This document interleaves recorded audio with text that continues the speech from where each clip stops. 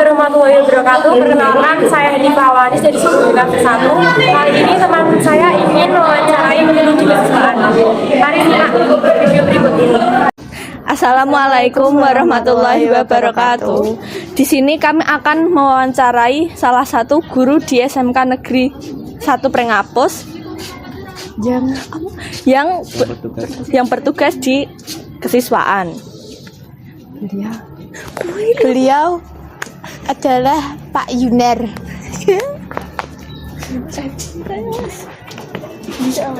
Assalamualaikum Pak. Waalaikumsalam. Sama izin bertanya Pak. Izin mewawancarai Pak. Ya, gimana?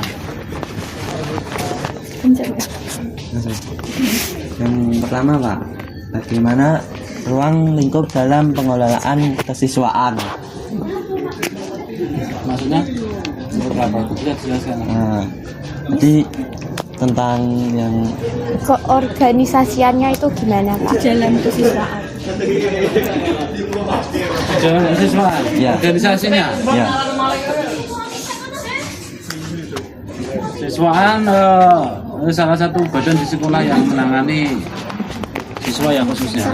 Terus di bagian kesiswaan itu tadi yang pertama dari wakil kesiswaannya itu Bu Aryani. Kemudian ada lagi kedisiplinan, yang bertugas di kedisiplinan itu Pak Mul, ya beliau koordinatornya.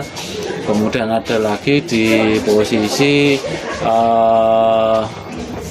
Pramuka itu ada Pak Muslihun. Kemudian ada lagi di bidang ekstrakurikuler itu ada Mas Faisal. Kemudian saya sendiri itu di bagian prestasi, jadi khusus menangani untuk yang lomba-lomba dan prestasi anak seperti itu. Gimana lagi? Terus bagaimana pendapat Bapak atau Ibu mengenai perubahan siswa akibat pergaulan di luar sekolah? Tentunya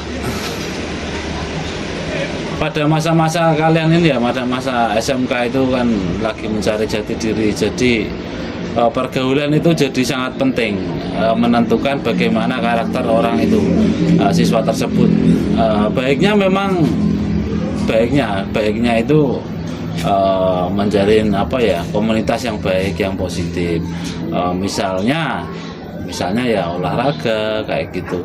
Kalau yang bagian busana ya tentang busana, kalau bagian otomotif ya tentang otomotif. Jadi misalkan nongkrong ya yang otomotif ya bahas ya soal kendaraan dan sebagainya.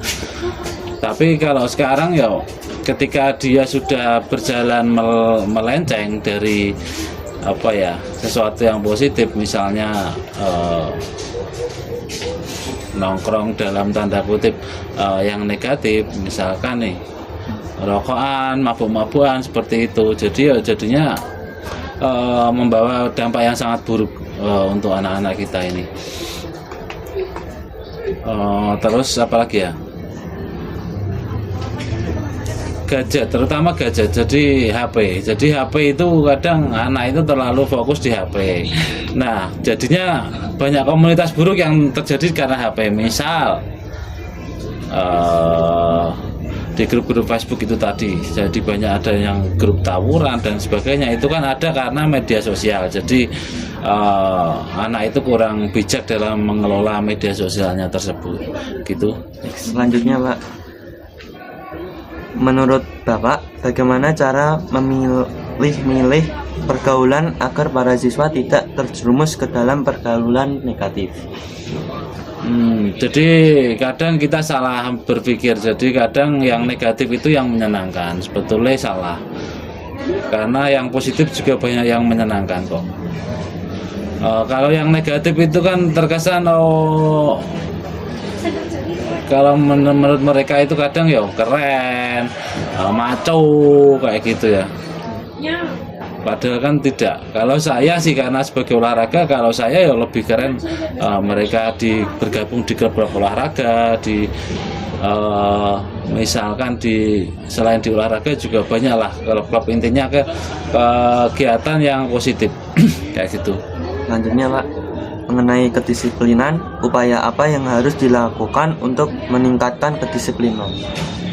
Peraturan yang tegas. Jadi ya sampai saat ini kita masih terbentur dengan apa ya, sekolah menyenangkan itu tadi. Jadi sekolah menyenangkan itu membanturkan sekolah.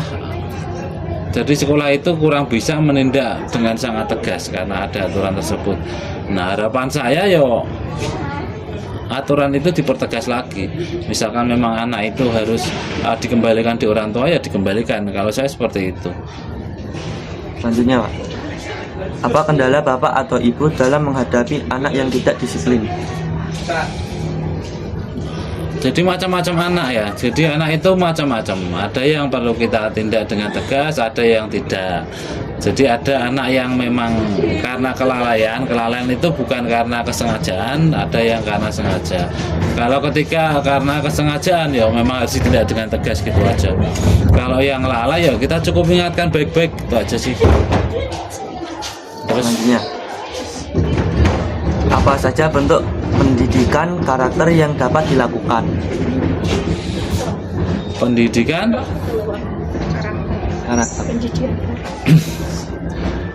mendidik karakter ya memang dari kelas 10. Kalau saya memang seperti itu. Jadi dari kelas 10 memang harus kita buat aturan itu seketat mungkin. Jadi dengan keterpaksaan dari awal akhirnya menjadi biasa. Jadi harapannya yo kalau dari sedini mungkin karakter anak-anak bisa dibuat dengan baik gitu. Selanjutnya Pak, apakah orang tua murid terlibat dalam proses pendidikan karakter? Waktu Ya. TNI itu loh Pak, waktu diajar sama Pak TNI, Kenapa? itu pendidikan karakter yang itu. Oh itu maksudnya. Ya. Nah, itu saya jawab yang mana ini?